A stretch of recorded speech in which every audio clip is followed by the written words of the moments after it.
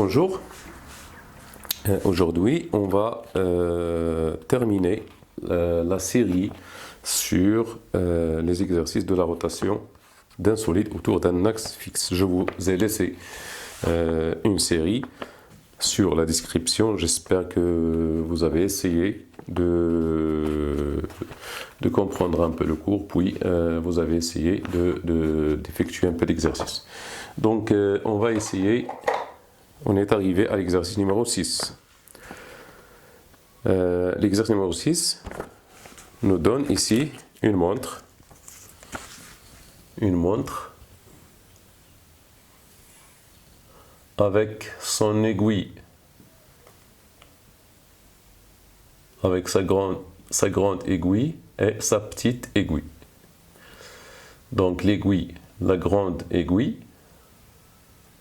et la petite aiguille. Donc on vous demande de déterminer la vitesse angulaire de la grande aiguille d'une montre.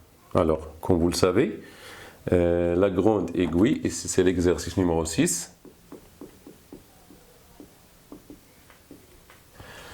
comme vous le savez, l'aiguille, la grande aiguille effectue un tour pendant 1 heure.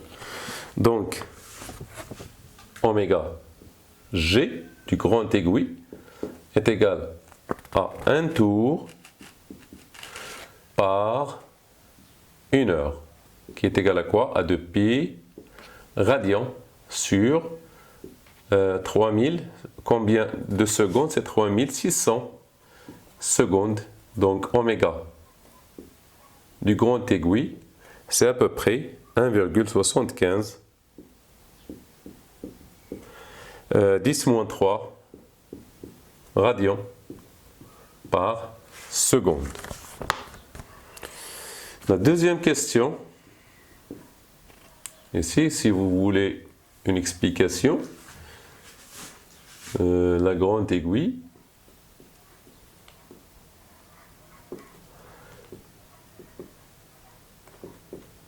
effectue un tour pendant 1 heure. Un tour pendant 1 heure. Donc la deuxième question, déterminer la vitesse angulaire de la petite aiguille d'une montre. Alors, la petite aiguille, comme vous le savez, la petite aiguille effectue un tour pendant 12 heures. Chaque 12 heures, la petite aiguille effectue un tour. Donc sa vitesse angulaire oméga p, petit, qui est égal à quoi? À un tour pendant 12 heures, qui est égal à 2π sur 12 fois 3600. On trouve oméga p à peu près égal à 1,45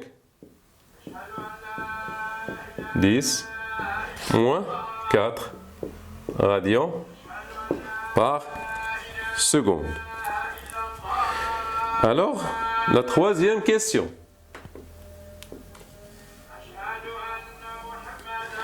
La troisième question, on choisit l'origine des dates à midi. À quel instant les deux aiguilles se superposent-elles à nouveau؟ يعني وقتاش كيتلاقاو من جديد. خدينا اصل التواريخ في ميدي، وقتاش غادي يتلاقاو النوبه الجايه. Donc comme vous le savez, on a ici un aiguille rapide et un aiguille lent. Donc lors du premier rencontre, vous savez bien que l'aiguille rapide a effectué un tour de plus par rapport à l'aiguille lente.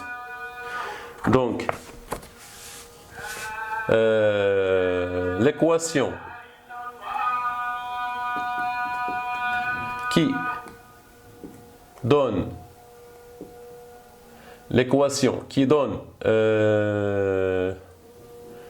qui donne la rencontre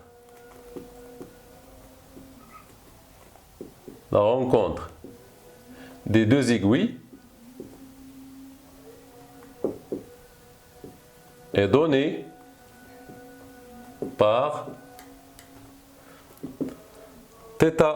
Qu'il est le plus rapide, c'est le grand, c'est θ grand. Θ grand est égal à θ petit plus 2kπ. C'est-à-dire, l'aiguille qui est rapide effectue, par exemple pour la première fois, s'ils se rencontrent pour la première fois, k est égal à 1. Puisque l'aiguille grande est rapide, donc elle va rattraper l'aiguille lente et se rencontrer pour la première fois après avoir effectué un tour sur cette aiguille lente. Donc نشرح لكم بالعربية. كتعرفوا يعني المتسابق اللي هو سريع مثلا في الحلبات ديال السباق، المتسابق اللي هو سريع راه يقدر يضرب دوره على متسابق اللي هو بطيء ويخلط عليه. فاش كيخلط عليه لاول مره كيكون زاد عليه دوره واحده، يعني دار عليه دوره اخرى زايده. متفقين؟ راه المتسابق السريع ملي كنكونوا كنديروا سباق في حلبه، المتسابق السريع الا خلط على شي متسابق بطيء راه كيكون سابقو بدوره. اللحظه اللي كيخلط عليه فيها كيكون سابقو بدوره، الا خلط عليه مره اخرى سابقو بجوج دورات الى غير ذلك. Donc ici on a la première rencontre s'effectue lorsque la grande aiguille effectue un tour de plus par rapport à l'aiguille lente. Donc cette équation se formule par cette relation. Θ grand, c'est-à-dire l'aiguille grande, l'angle de l'aiguille grande est égal à θp plus 2kπ. Alors on peut tirer θ grande, donc c'est oméga g fois t plus θ 0 g égale à oméga petit fois t plus θ 0 petit plus 2kπ. Or, θ 0g est égal à θ 0p car les deux aiguilles se trouvent à la même position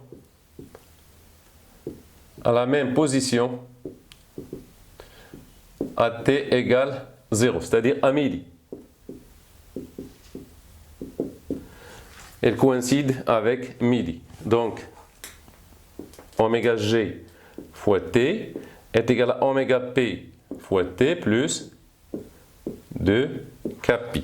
Donc, on nous donne ici à quel instant les deux aiguilles se superposent-elles à nouveau. Donc, ici on cherche t, donc t à quoi est égal? C'est 2kπ sur oméga g moins oméga p. C'est toujours la plus grande moins la plus petite. Donc pour la première fois,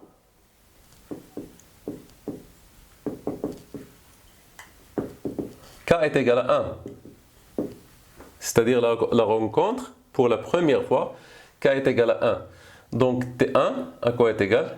Est égal à 2π sur oméga g moins oméga p. On trouve T1 sensiblement égal. Donc on peut faire nos calculs. Donc c'est 2π sur 1,75 10 moins 3 moins 1,45 10 moins 4. Donc T1, sensiblement, j'ai trouvé mes calculs, c'est 3914,75 secondes. Donc T1 à peu près est égal à 1 heure, 5 minutes et 14 secondes. Donc, ils vont se rencontrer à peu près, s'ils étaient à midi, c'est 12, ils vont se rencontrer à nouveau ici, à 5 minutes et 14 secondes. Donc, j'espère que vous avez bien compris cet exercice.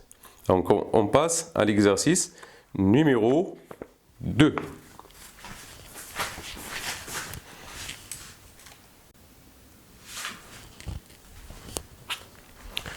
On passe à l'exercice numéro 7. Donc, attention, cette série, elle est extraite d'un livre du programme français et non pas un livre du programme marocain. Donc, c'est un livre français. Donc, c'est un programme français. Ici, dans cet exercice, pour la deuxième et la troisième et la quatrième question ne font pas partie de votre programme. Donc, vous allez les voir l'année prochaine, Inch'Allah. Donc, vous avez ici, on parle de l'accélération. Vous n'avez pas d'accélération cette année. L'accélération, vous allez la voir l'année prochaine, Inch'Allah. Donc, on va se contenter de rédiger ou bien de résoudre la première question, tout simplement. Donc, la figure ci-dessous représente le rouage d'entraînement d'une bicyclette. Rayon du pédalier 9 cm. Du pédalier. Le rayon du pignon arrière, RA, 6 cm. Rayon de la roue arrière est 40 cm. On vous demande si le pédalier tourne à une vitesse de oméga ou bien une vitesse de 100 tours par minute, qui est la vitesse de la bicyclette, c'est-à-dire de la roue arrière. Donc, comme vous le savez, oméga du pédalier est égal à 100 tours par minute, qui est égal à 100 fois 2π sur 60. Donc, on trouve oméga du pédalier à peu près est égal à 10,47 radians par seconde. Donc, cet exercice très important, il contient une astuce que vous devez connaître. Donc, on cherche la vitesse de la roue arrière. Comme vous le savez, la roue arrière est entraînée en mouvement par cette chaîne, par la chaîne. La vitesse de la chaîne, V, vitesse de la chaîne, soit V, la vitesse de la chaîne. Alors, V à quoi est égal V? On peut la calculer. V est égal à oméga du pédalier. Donc ici, c'est V. Tous ces points de la chaîne ont la même vitesse. Tous ces points de la chaîne, ce point, c'est V, V, V, V, V. Toute vitesse de la chaîne tout point de la chaîne ont la même vitesse qui est égale à oméga du pédalier fois R est égal à R du pédalier fois oméga du pédalier. Donc, puisque la chaîne est entraînée par le pédalier et non pas par la roue. Donc, V à quoi est égal? Est égal à 6 10 moins 2 fois la vitesse fois 10,47. On trouve V de la chaîne à peu près égal à, on va l'appeler VC, soit la vitesse de la chaîne VC, qui est égal à quoi? On a trouvé, est égal à 0,94 mètres. Donc, on a calculé la vitesse de la chaîne. Maintenant, on sait la vitesse de la chaîne, on peut calculer la vitesse angulaire de la roue arrière ou bien du pignon. Donc, puisque la chaîne elle est fixée au pignon, la chaîne est fixée au pignon.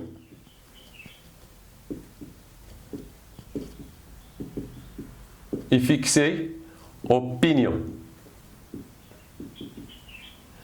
Au pignon arrière. Donc, oméga de pignon, donc la vitesse angulaire du pignon, donc la vitesse angulaire du pignon, qui est égale à la vitesse angulaire qui est égale à oméga de la roue, puisqu'ils ont la même vitesse angulaire, le pignon et la roue ont la même vitesse angulaire. Donc, qui est égal à quoi? Qui est égal à V de la chaîne sur R du pignon.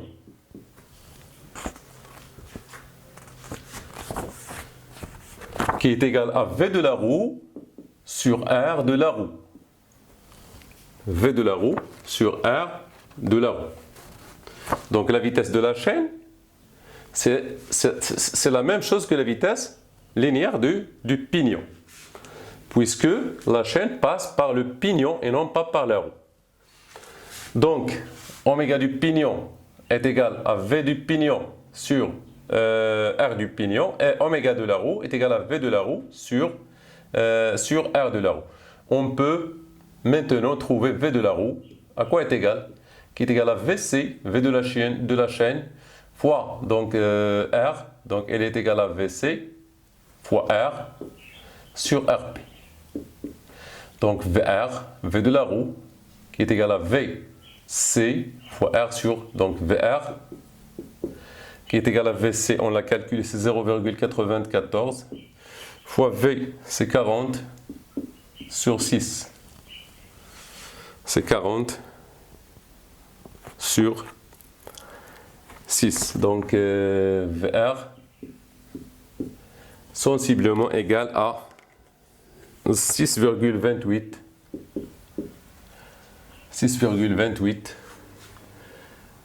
mètres par seconde ou bien 22,61 km à l'heure. Donc, refaites les calculs s'il vous plaît, et il se peut que je me trompe. Donc, on passe à l'exercice numéro 8.